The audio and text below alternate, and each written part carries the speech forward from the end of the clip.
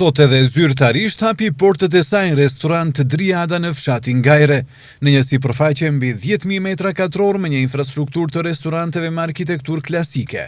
Restorant Driada ka krijuar ambiente për dreka, darka, ahengje të ndryshme për çdo vizitor, që krahas ushqimeve tradicionale ka dëshirë të kënaqet edhe me ambientin që e rrethon ky restorant, nga i cili shihet një pjesë e madhe e Malit Çar, qyteti i Tetovës dhe fshatrat përreth si Shipkovica, Selca, fshati Lac dhe Kalaja e Tetovës.